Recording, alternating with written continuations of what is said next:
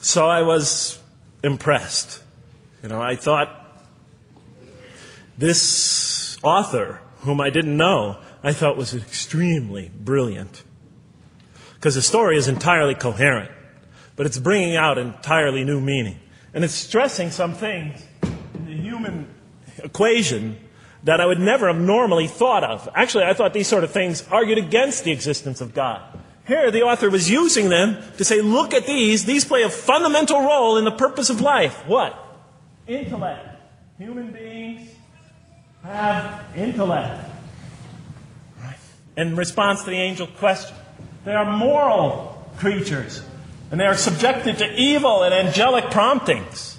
And they have to choose between them again and again and again throughout their existence. And their growth, which the Quran talks about frequently, is going to depend on that. We're here to grow, as we will see. But it emphasizes choice. Human beings are creatures of choice. It also emphasizes suffering. Suffering. Yeah, that's pretty nice writing. It also emphasizes suffering. Human beings are going to suffer here on earth. That's the first thing that the story mentions. Spread corruption and shed blood? Havoc, suffering, pain? Yes, these three things play essential roles somehow, the story is saying, in our development on earth, in our very purpose of our development. These are the three things we've always had the most trouble grappling with, all theologies have. Why give us intellect? If it leads us often to challenge in our minds the existence of God, if we can't reconcile the existence of God with our minds, with our reason, why give us choice if we can choose to do wrong? Just make us angels. Why let us suffer so on earth? Just pop us into heaven. And here the Quran is telling that these play essential roles in our attaining of faith. Not only these, of course, it also mentions guidance, God's forgiveness, revelation, etc., angelic forces, satanic temptation. It mentions all these other things as well. But these three essentially really caught my attention. I never expected that these three things would be emphasized. And so as I read through the Quran, I looked, anytime I saw anything that seemed to relate to this, I would write down notes and underline it.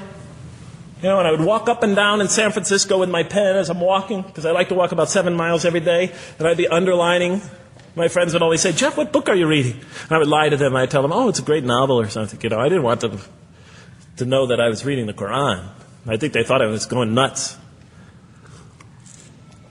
But in any case, so very quickly, I was wondering, does the Quran really emphasize reason? Does it really emphasize choice? Does it really emphasize suffering? How much more time do I have, Madam Speaker? 35? 25, okay. I'll do the best I can. So let me just try to indicate to you, as I read through the Quran, and I'll try to get through this quickly, because you guys look tired. And I know you're interested to find out how that basketball game is turning out. Let's see, does the Quran really emphasize reason as essential to human growth, to this experience we're having on earth, to our very purpose? And the answer is definitely yes. So much so that even Western Orientalists, people who wrote against the Quran, said that this is a major feature of the Quran, a feature that you cannot miss. Henri Lemens, writing in the early part of this century, one of the famous Orientalists, who wrote very much against Muslims, hoping to unseat them from their religious belief. He wrote, the Quran, and this is his quote, is not far from considering unbelief as an infirmity of the human mind. Unbelief is, he thought, and he was saying it mockingly, is like, you can't think straight. You're not using your mind right, as my father used to say.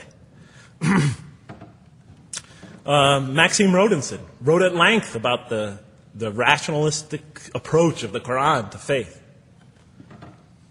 And this rational tone of the Quran is one of its most salient features, beyond doubt. I'll just give you a few quotations. One of its fundamental themes is that people ignore or reject God's signs and corrupt religion precisely because they do not use their reason. And the Quran will say that again and again and again. The Quran says about the disbelievers, they refuse to reason and are a people who do not reason. I have 7 such quotes in the Quran.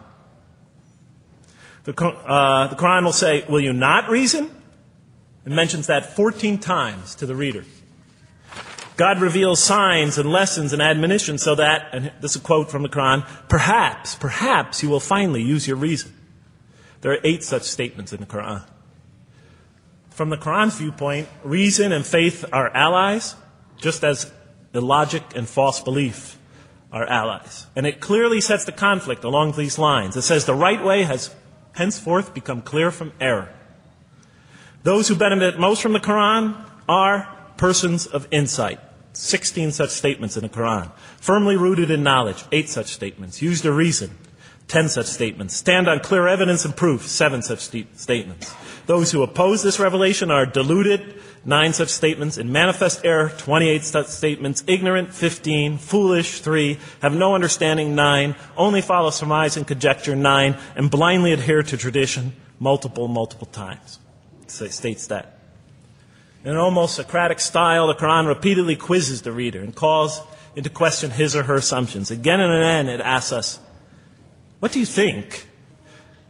18 such statements. Have you considered this or that? 13.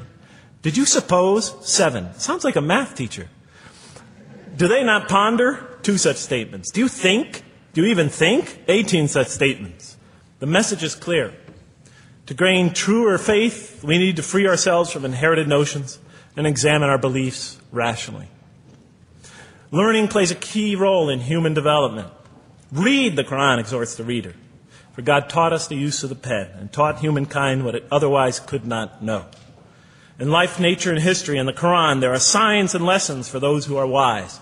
There are 21 such statements. The Quran states over 100 times that it has been revealed to make things clear. I thought the author of this Quran must have had a strong mathematical insight, a natural mathematician. All throughout, when I was reading, I was trying to imagine what he must have been like. God teaches humanity both directly and indirectly, and sometimes so subtly that we are unaware of his instruction. Thus, he tests us in multifarious ways. Of course, I just want to make it clear, Muslims believe God himself is the author of the Quran. Sometimes I give this speech and people come away and ask me, Jeff, who is the author of the Quran anyway? But I didn't know. So I was just trying to figure it out. Repetition is indicative of the importance given to certain ideas. It should be observed that the Arabic word for knowledge in the Quran, ilm, appears 854 times in the text in its various forms. It's one of the most frequently occurring words. So the Quran really does put great emphasis on reason in our spiritual quest. Does it put great emphasis on choice? Well, here's what it has to say. Let there be no compulsion in religion. The right way is henceforth clear from error. It's a choice, and it must be freely made. And it's a choice between correctness and error, between right and error, between reason and falsity. Had God willed, he could have indeed guided you all, it says in the Quran. I went, why not, I thought. Why not just guide us all? Why let some of us choose to go this way and that way? The Quran was constantly provoking me as I read it. Do not the unbelievers know that had God willed, he could have guided all mankind? Oh, do not the believers know that had God willed, he could have guided all mankind? Okay, I'm an unbeliever, I thought. Tell me, why didn't you guide all mankind? If you want us to be in conformity of your will, just make us that way. And if we had so willed, we could have given every soul its guidance. Why did you let us be creatures of choice? Just program us to do the right thing. Never make a wrong choice. Had God willed, he could have made us all one community. He could have made us clones of one another. But he didn't. It wasn't part of his plan. Enlightenment has come from your Lord. He who sees does so to his own good. He who is blind is so to his own hurt. It's your choice. It says it again and again in the Quran. Remember when I was reading this, I was a disbeliever. And this scripture is constantly reminding me, it's your choice, Jeff. It's no compulsion in this. It's your choice. It's up to you. You're probably not reasoning correctly here. Think a little harder. Come on, try. It's just a few more steps. And whoever is guided is only to his own gain, and whoever is stray, I am only a warner. It's your choice. We have revealed to you the book with the truth for mankind.